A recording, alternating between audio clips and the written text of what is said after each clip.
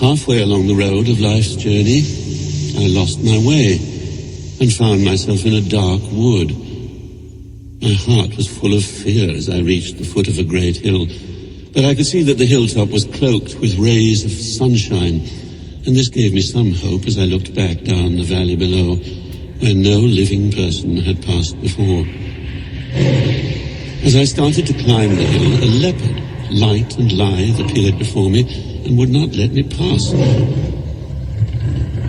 then a lion, then a she-wolf, scrawny and mean. I lost all hope. As I rushed back down the slopes, a man appeared before me. What man are you? I am not a man, though I used to be one. I was a poet. I wrote the story of Aeneas. Virgil. Why are you returning to the world of suffering? Why are you not climbing the wondrous mountain, the reason of all joy?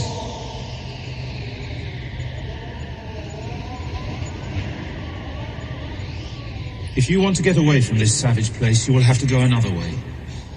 Follow me. I will be your guide and lead you out of here through an eternal place. But you will hear the shrieks of men without hope. You will see spirits in such pain that they call out loud for a second death. You will see men happy to be consumed in flames because they think that they will join the blessed. And then there will be someone else.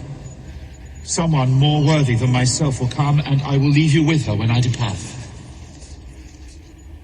The daylight was fading, and the evening light was releasing Earth's creatures from their toil as I prepared myself for my journey. Before we go, tell me, will my strength be adequate for this journey? Why should I go? By whose permission? I have done nothing to deserve this. To free yourself from these fears, let me tell you why I came here. I am among those who are in eternal suspense. A lady whose eyes shone brighter than the morning star came and spoke to me with the voice of an angel. I have a friend who is in difficulty on a bleak hillside. He is so overcome with fear that he has turned back. Go and assist him with whatever is necessary for his escape. Help him and bring consolation to me. I am Beatrice. It is love which makes me speak as I do. When she said this to me, her eyes shone with tears and she turned away. And so I came to you as she commanded and took you away from the wild beasts. So, be bold. It's time for us to go. As little flowers which on a frosty night droop and shut tight, and then when the sun shines on them stand tall upon their stalks, so I recovered from my failing strength. My heart was now filled with courage. Let us now go, for a single will informs us both. You will be my guide, my master, and my lord. He departed, and I followed him into the deep and thorny way. I am the gates of hell. Through me you pass into a city of desolation. Through me you pass into a place of endless pain. Through me you pass into a company of lost souls. Once there was nothing that was created except eternal things. I am an eternal thing. Abandon all hope if you pass through me. From here you must renounce all fear and embrace all risks. We have come to the place in which you will find those for whom there is only grief. Virgil put his hand onto mine and smiled, and this gave me strength as he led me into the dark place. There I heard sighings, complaints, and howlings echoing in a sky without stars, a cacophony of languages, deformities of speech, words which were pain itself laced with anger, deep, hoarse voices and hands which clapped in a tumult like in a perpetual sandstorm. Who are these people so crushed with pain? They are the band of angels who knew not to side with God or to rebel against him. They are without the hope of death. Mercy and justice treat them with contempt. Their life is so meaningless that they are envious of any other fate. The world has forgotten them. Let us not talk of them. Look and pass on. And as I looked at them, I saw a flag flapping wildly as it was carried forward, and behind it came a huge torrent of the dead. They were naked, and their skins were blown with the bites of swarms of wasps and hornets which followed them. Their faces ran with blood and mixed with their tears as it streamed down to their feet, where filthy creatures swallowed it up.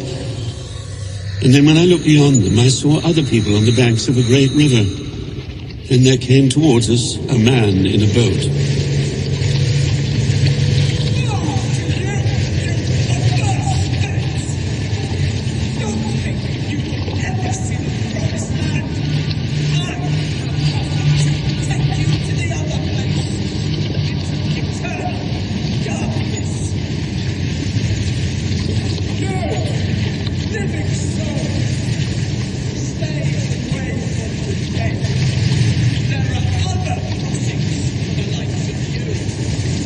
His crossing has been willed in heaven. There is no need for any other questions. Come on.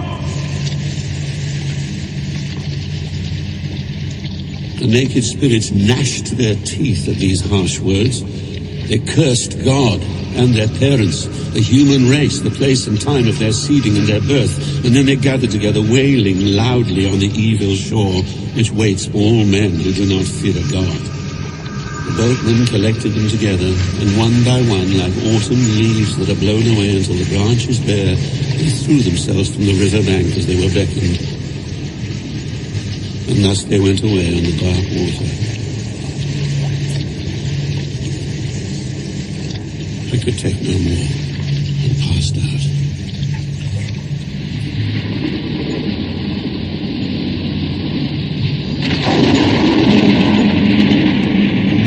Thunderclap broke my deep slumber, and I looked around to see where I was. We had come to the outer edge of an abyss which was so dark and so deep and so filled with cloud that I could not see a single thing in it. We must go down into this blind world. And so we moved into the first circle girding the abyss and came upon a vast crowd of men, women, and children. I saw no torment and heard no weeping, but everywhere there were sighs of grief.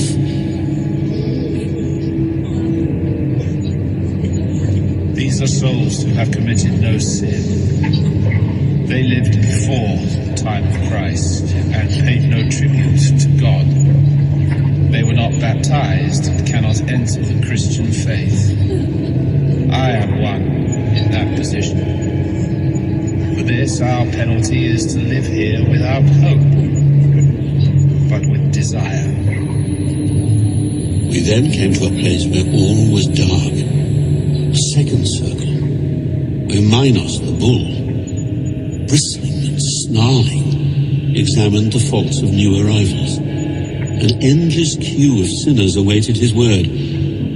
For each he judged, he wrapped his tail about his body to indicate the level at which they should live in hell, and then they were swirled away. Be careful how you enter and whom you trust. Wide is the gate, and broad is the way. Do not impede him. His way is willed in heaven. Then two lovers came and flew towards us on the malignant air. Oh, gracious living creature who comes through the black wind to visit us, know this. There is no greater melancholy than to recall a happy time when you are miserable. One day, Paolo and I were alone together reading, and several times what we read caused our eyes to meet, and we both blushed. Paolo kissed me, and we got no further with our reading that day.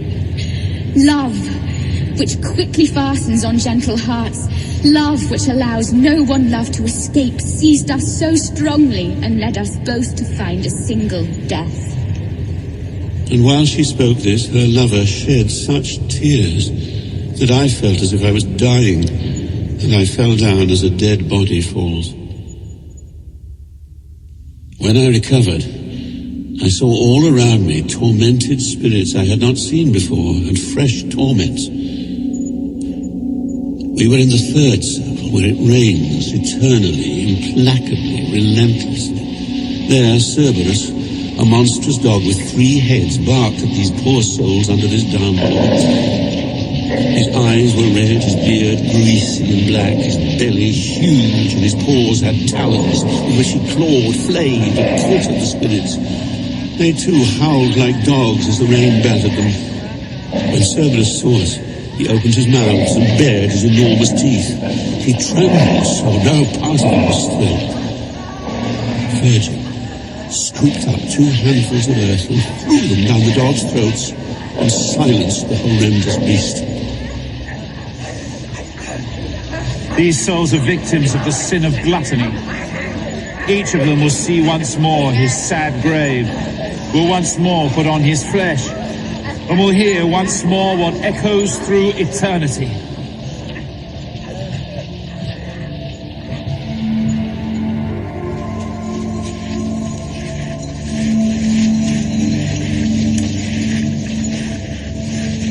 And then we went down into the 4th pit. Here I saw people rolling great weights with their chests. As they collided, they turned around and rolled away again. They flowed around opposite arcs of the dark circle, only to meet again on the far side.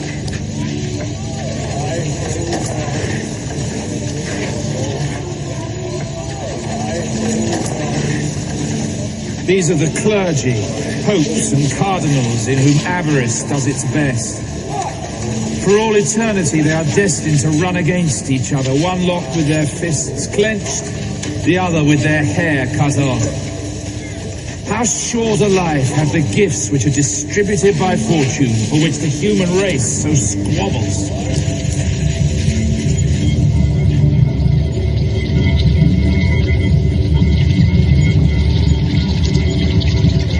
We followed a stream which led into a marsh called Styx. There I saw people naked and covered in mud, but with terrible anger in their faces. They were hitting each other, tearing each other apart, piece by piece. The spirits of those who were overpowered by anger. Underneath the water there are souls sighing. It is they who make the water bubble on the surface. They gurgle a hymn in their throats, but cannot get the words out.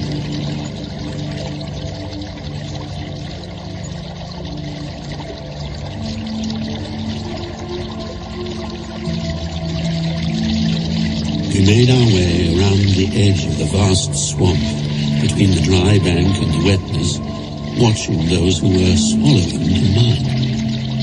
And then we came to the foot of a tower. 2 small flames glowed from the top, and another answered from far away. I saw a small boat with a crew of 1 advancing swiftly over the water in our direction. Your shouts are wasted! You will only have us for as long as it takes to cross this marsh!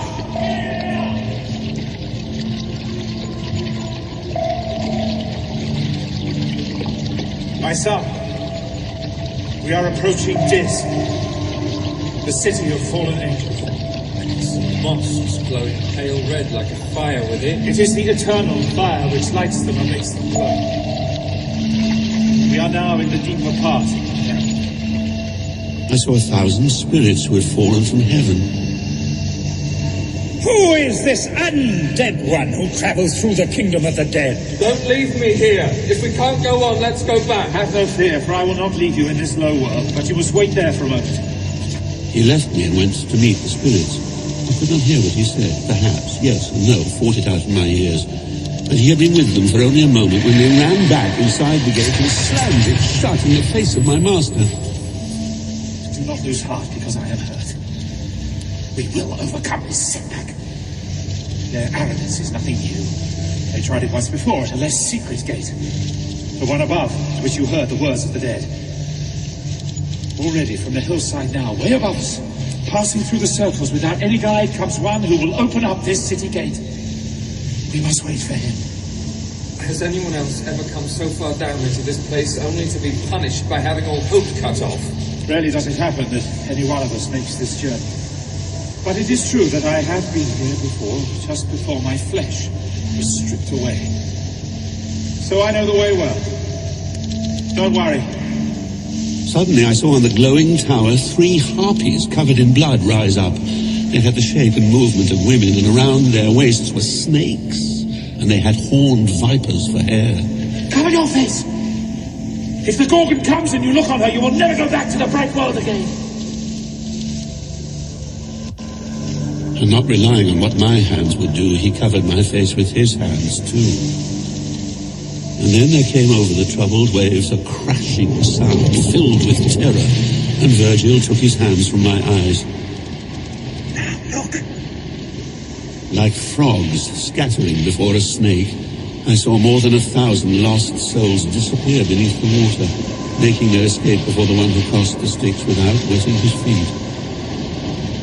It was the messenger from heaven, and how full of disdain he seemed to be.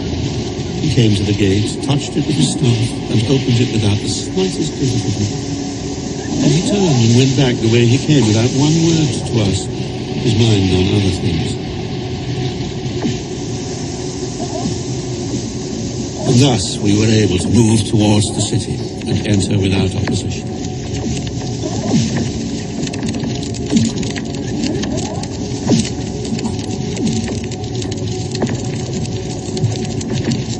As we walked through the burning city, a voice spoke. Hey, you! You who walks through the flames and speaks with such elegance. Be so kind to stop a moment.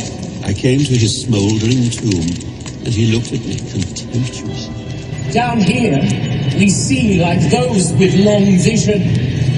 They who only see what's at a distance. We have no view of the present. When things occur, our minds remain blank, and were it not for others, we would know nothing of your living state. All our knowledge will be completely useless when the door to the future is closed forever. You see? Be sure to remember those words you heard spoken against yourself. Yes. When you come to stand in the glow of her presence, the one whose sad eyes see everything, then you will know life's itinerary. I am Beatrice. It is love which makes me speak as I do.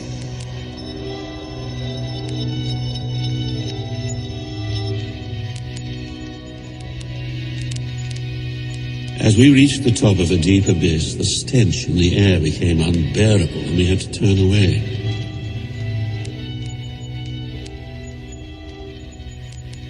We'll have to wait a while until we become accustomed to these vile fumes. My guide then began a lesson. Within these boulders' bounds are 3 more circles, all tightly packed with souls. The first of the circles are the violent. Violence can be done to God, to oneself, or to one's neighbor, to himself, or to his possessions. So, murderers are those who strike with malice. Those who destroy or plunder are all punished in the first round. Man can raise a violent hand against himself and his own property. So, in the second round, paying the debt that never can be paid are the suicides, the self-robbers of the world. In the third round lie the souls of fraudsters, hypocrites, flatterers, sorcerers, falsifiers, seducers, and similar filth.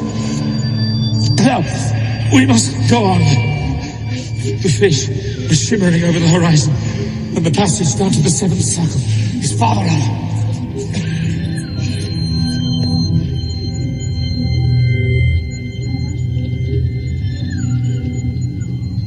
Look, down the valley. You can just see the river of blood that boils the souls of those who violently injured others. I saw a broad river curved like a bow that covered a wide, flat plain. And then, suddenly, towards us came a troop of centaurs, galloping in single file, armed with bows and arrows. Seeing us, they suddenly stopped, and 3 split away and came towards us, their bows ready primed. You there! What torture do you seek? Speak where you stand, or else I'll draw my bow. These centaurs gallop by the thousand around the ditch, shooting at any brave soul who emerges above the level of his guilt. Have you noticed how the one behind moves everything he touches? A dead man's foot would not do that. He indeed is alive, and so alone, that I must lead him through this dismal valley. Now, in the name of that power by which I move my steps along so difficult a road, give us one of your troop to be our guide, and take us to the ford, and then carry this one over. For he is not a spirit and cannot fly.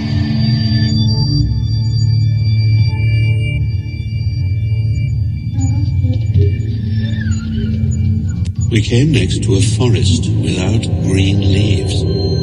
Twisted and tangled branches bore no fruit, only the thorns of poison bloomed there. Around me I could hear low wails of grief, but could see no one. It was as if many people were hiding from us behind the trees and bushes. I reached out and snapped a twig from a thorn bush. Why do you break me? Its blood grew dark around the wound. Have you no pity? Men we once were, now bushes and weeds. But even if we were the souls of serpents, your hand should have shown more mercy. Like a green log burning at one end and spluttering sap at the other, the broken branch poured out a pus of words and blood. I let it fall from my hand and stood there, stiff with fear. When a tormented soul rips itself from the body, Minos sends it down to the seventh hole and it drops into this wood. There we germinate and spring into a sapling and then into a tree. The harpies, feasting on our leaves, create our pain, and for this pain an outlet. We return to claim our bodies, but never to wear them again. For it is not for a man to have again what once he cast off. We drag them here, and all along this mournful forest our bodies hang for eternity. Each one on a thorn of its own tormented shadow. When we reached the edge of the wood, we encountered God's justice at its most dreadful. It was an arid wasteland of burning sand.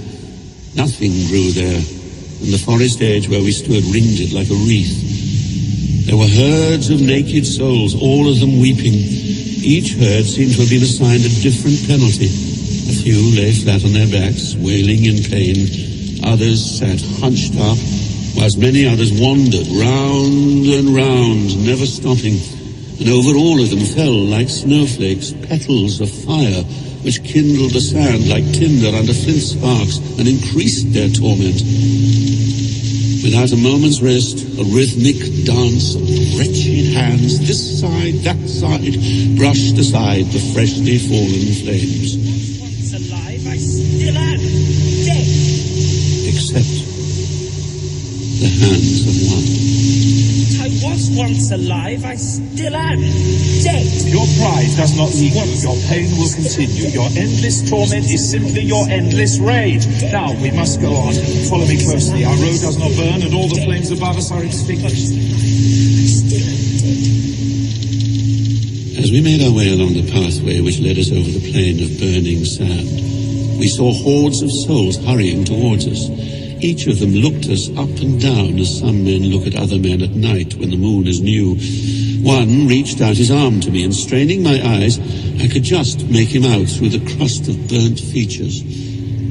What are you doing here before your rightful days are done? And who is this showing you the way? Up there in the bright living life, I lost my way. This spirit appeared to me just as I was about to turn back, and by this road he guides me home.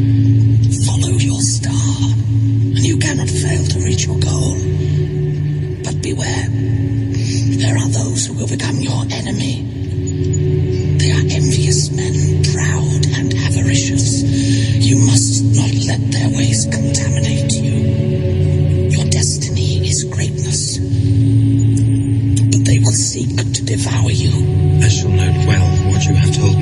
save it, along with another text, to show a lady who will interpret it, if I can reach her.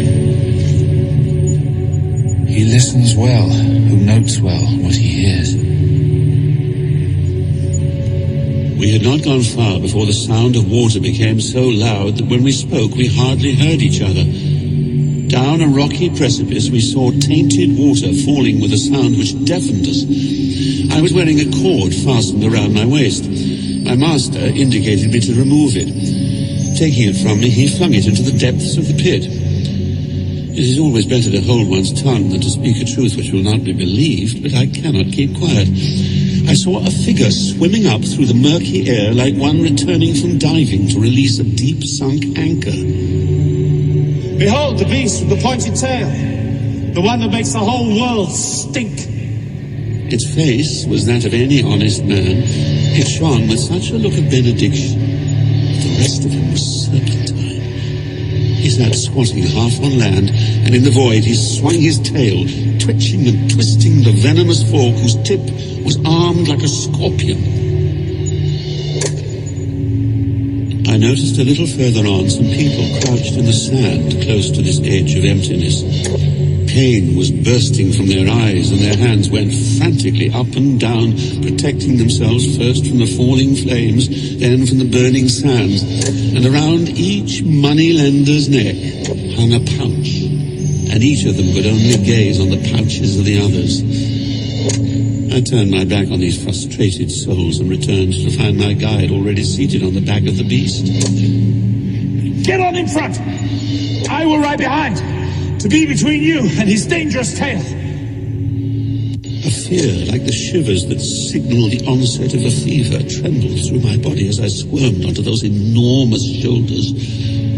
Then, just like a boat slipping away from the shore, with his paws gathering the air before him and his tail waving like an eel behind, he eased into space. He moved slowly, swimming down an invisible spiral pathway. Beneath us I could hear a whirlpool roar, and I stretched out to look below. But leaning made me more afraid, for I heard loud moaning there and could see flames. And then I became aware that the walls of the void were closing in on every side, and the beast was bringing us to the bottom of the jagged cliff. And when he tipped our bodies off his back, he shot off like a shaft loosed from a bowstring. We were in the part of hell called iron ore shines from the walls that surround it, and in the center there is a deep, wide well, of which I will tell later.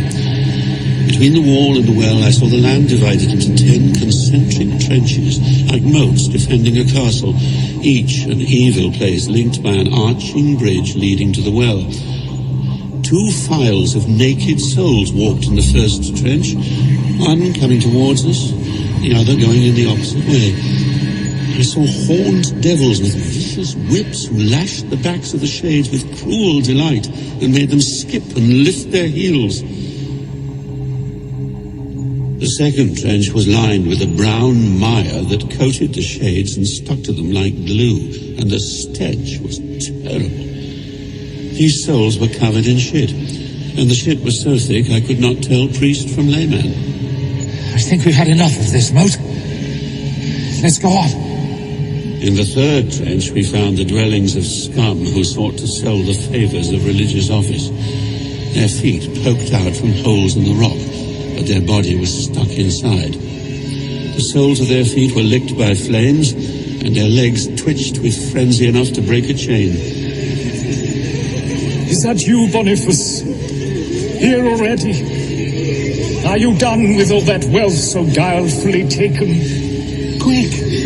Tell him you are not the one he thinks you are. And so I did. The spirit heard and twisted both feet, then with a grieving, tearful voice said, I was Pope Nicholas III, who pocketed the wealth that pocketed me here. Beneath my head, squeezed into these fissures in the rock, are all the others who came before me, all sinners in simony. In my turn, I shall join the rest below as soon as he comes, the one I thought you were. and soon after shall come another from the west, a lawless shepherd, one whose fouler deeds will make a fitting cover for us both. And his feet kicked out fiercely in anger, but perhaps it was just his conscience gnawing him. Now I must tell of strange torments, of the damned. We came to where we could look down into the depths of the pit, and saw that its floor was wet with sinners' tears. I saw people in the circle silent, weeping, walking at a litany pace, the way in which processions push along in our world. And I saw that all was so distorted. Their chins were not above their chests. Their necks were twisted, and their faces looked down their backs. They moved ahead whilst looking backward. They never saw ahead of themselves, and their tears streamed down to their buttocks. In this place, piety lives when pity is dead. What could be more wicked than a man who tries to bend divine will into his own shape? Now the day turns light, and we must go on. We walked on and heard yet more lamentations voiced in vain. Heated by God's art, not fire, a sticky tar boiled in the ditch, but I saw nothing but the rising bubbles breathing in air, only to burst and sink again. Watch out! I turned my head and saw right behind me a devil rushing along the ridge, and on his high, hunched shoulders he held a sinner by his thighs. Here's another grafter for the place where you can change a no into a yes with money. Stick him under. He flung him into the boiling tar and sped off. The sinner sunk deep, then floated up, all stretched out, and the devils, hiding beneath the bridge, stabbed him with 100 pitchforks. Best not let them see you here with me. Hide, whilst I speak to them. Listen to me. One of you, step forth. Let us pass. For it is willed in heaven that I lead another along this way. Let them pass. I don't like the look of this. See how they grind their teeth and wink at one another. They grind and wink for the boiling souls, not for us. Then the band of devils each gave their captain a salute, and he replied with a massive fart. I have seen troops of horsemen breaking camp, opening the attack or passing in review. I've even seen them fleeing for their lives. I have seen scouts ride, exploring terrain, and I have seen raiding parties in the clash of tournaments, the run of jousts to the tune of trumpets, to the ring of clanging bells, to the roll of drums, to the flash of flares on ramparts, to the accompaniment of every known device. But I never saw cavalry or infantry or ships that sail by landmarks or by the stars, signaled to set off in such a strange manner. My attention then fixed upon the boiling pitch. Much like dolphins that surface with backs arched to warn all men at sea to rig their sails for stormy seas ahead, so now and again the sinner's back would surface in order to ease his pain, and then dive back to hide as quick as lightning strikes. In silence, all alone, without an escort, we moved along, one behind the other, like minor friars bent upon a journey. I felt my skin begin to tighten. I was so afraid, and I kept looking back. Master, the mallet branch is still on our tail.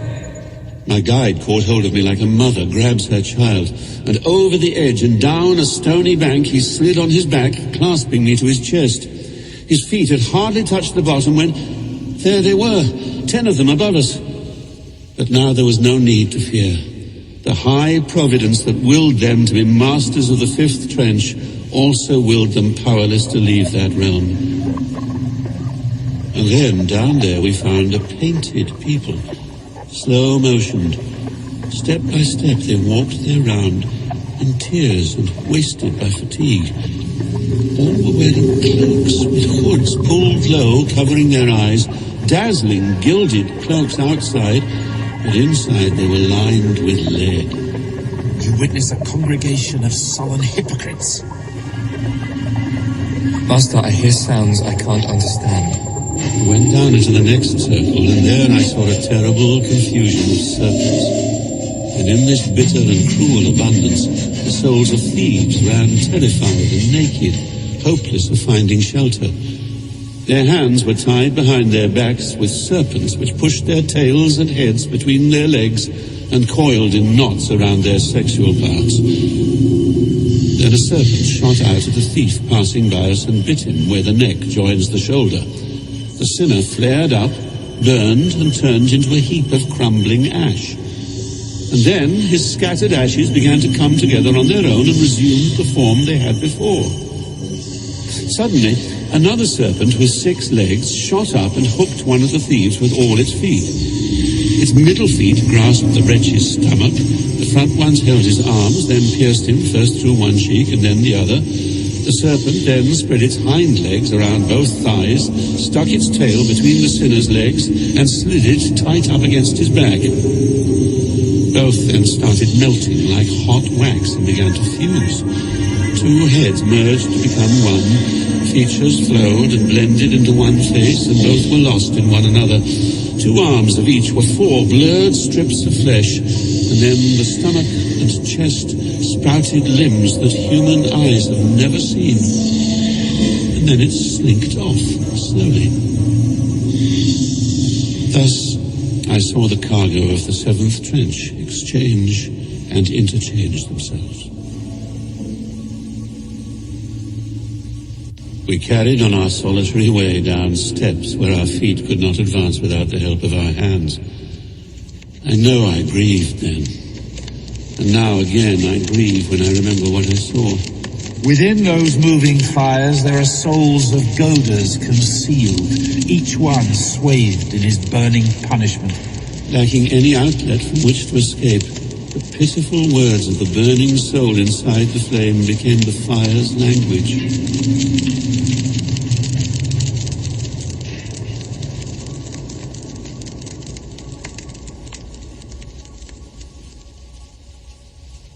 We climbed the ridge until we stood on the next arch that spans the 9th trench, where penalties are paid by those who sowed discord. Who could describe the sight of blood and wounds that I saw there? I saw a man ripped open from his chin to his crotch. Between his legs spilled out the dark sack that turns to shit whatever the mouth gulps down.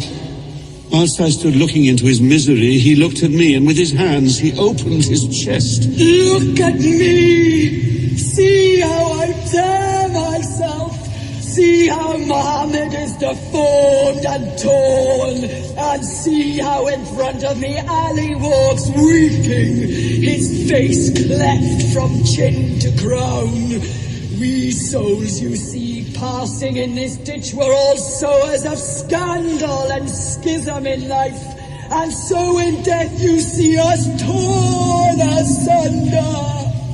I saw a body with no head that moved along no differently from the rest. It held up its severed head by the hair, swinging it in one hand. Of his own self he had made a lantern, and when he arrived at the bridge he raised his arm and held the head up high to let it speak to us at closer range. You there, still breathing, looking at the dead. See my monstrous punishment.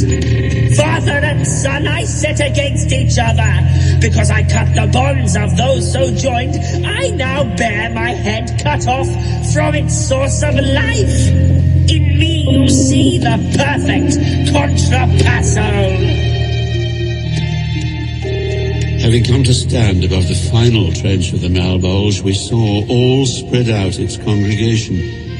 Weird shrieks of lamentation pierced through me like arrows whose tips are barbed with pity, and my hands covered my ears.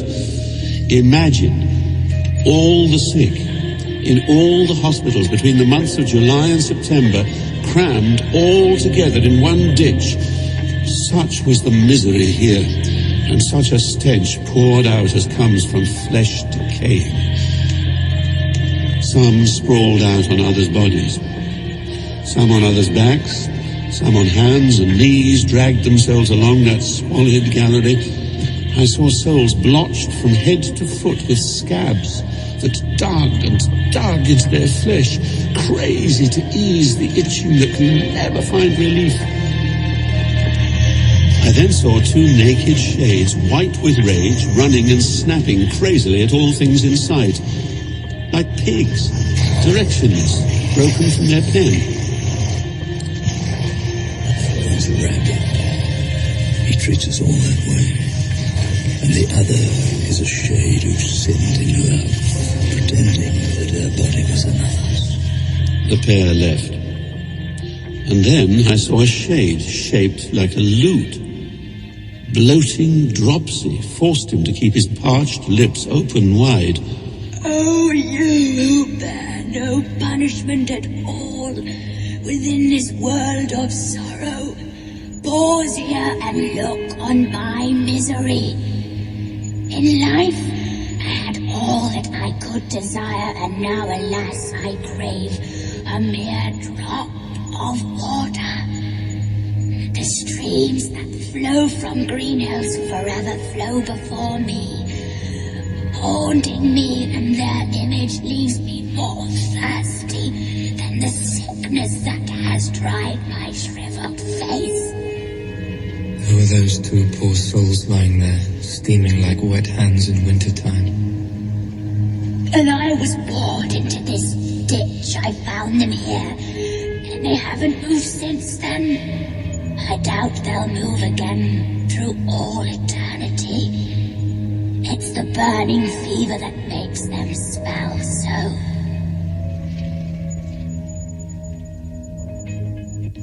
Turning our backs on that trench of misery, we walked on, in dead silence. It was less than night and less than day. Then I heard the blast of a horn, and saw what seemed to be high clusters of towers. Master, what city lies ahead? Be prepared for a strange truth. These are not towers. They be giants. I made out a face, the shoulders, the chest, and down two sides, two great arms. Nature did well to break the mold that shaped men like these. For should intellect be joined with such physical power, all mortal men would surely tremble. He is Nimrod, whose stupidity caused the world to no longer speak with one tongue. Let's not waste time with him. He cannot understand us, nor we him. Let us go toward Antis.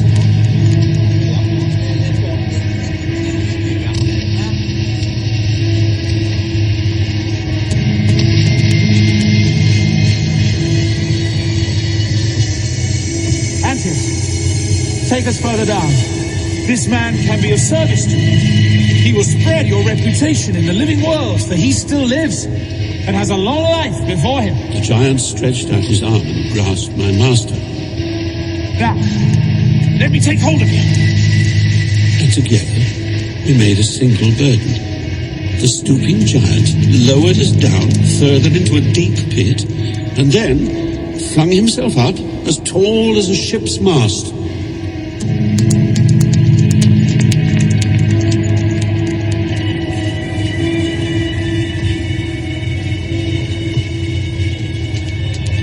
When we reached a point of darkness in the well below the giant's feet, I heard a voice.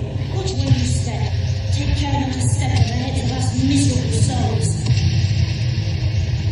At that I turned and saw before me a lake of ice stretching beneath my feet, more like a sheet of glass than frozen water. At my feet I saw two figures clasped so tight that one's hair could well have been the other's. Both stretched their necks, and their eyes, which before had only been glazed, now dripped tears down to their lips, and the cold froze their tears between them, locking the pair more tightly. Then, further on, I saw 1,000 dog-like faces purple from the cold. By fate or by chance, or willfully perhaps, my foot kicked hard against one of those faces. Why are you kicking me? Who do you think you are? You would insult someone. Who do you think you are? Keeping me in the face? A living man kicks so hard? I am a living man. Well, fuck off! We went on.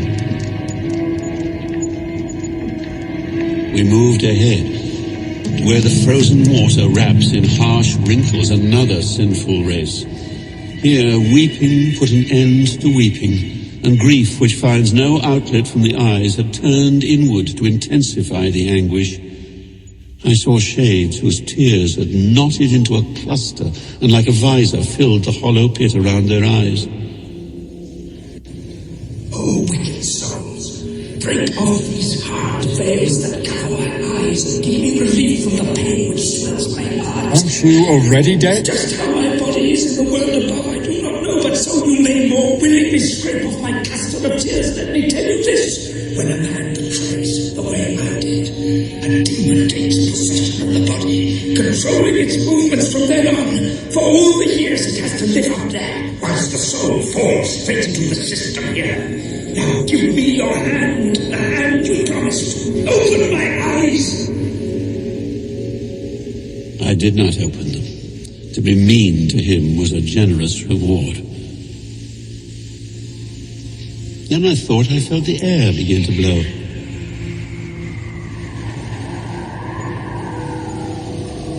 Soon you will be where your eyes will see what keeps this wind in motion. See! The banner of the king advances. Look ahead and see if you can make him out. This is he. This is the king of Dis. This is the place that calls for all the courage you have in you.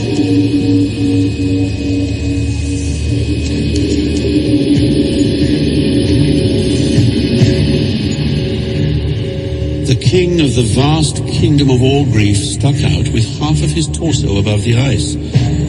Oh, how amazed I was when I looked up and saw a head wearing 3 faces. One was in front, bright red. The other 2 attached themselves to the first, just above the middle of each shoulder, and at the crown all 3 were joined as one. Beneath each face 2 mighty wings stretched out, not feathered wings, but rather those a bat would have. In each mouth he chewed a sinner. Soon it will be night. Now is the time to leave this place, for we have seen it all. I held on to Virgil's neck while he watched and waited for the time and place. And when Satan's wings were stretched out just enough, Virgil grabbed the scabby sides of him, and downwards, scab by scab, we made our way between tangled hair and frozen growth. When we reached his thighs, my guide, with strain and force of every muscle, turned his head to the hairy shanks of Satan and grabbed his hair as if to climb up again. I thought we were heading back to hell. Hold tight! There is no other way! Only by such stairs can we leave behind the evil we have seen. I raised my eyes, expecting to see the half of Lucifer I saw before. Instead, I saw 2 legs stretching upwards. Get up! Get to your feet. The way is long and the road is tough. Master, why is there ice? Why is he upside down? And why in so short a time the night is day? You think we are still on the other side? We were there whilst we were moving downwards. But when we turned, we passed the point to which all weight is drawn. Now we are standing beneath the hemisphere covered by land. When it is morning here, there, it is evening. Below, somewhere there is a space known not by sight, but by the sound of a little stream that makes its way down here through the hollow of the rock. My guide and I entered that hidden road to make our way back up to the bright world. We climbed, he first and I behind, until through a small round opening ahead of us, I saw the lovely things the heavens hold. And we came out to see once more the stars.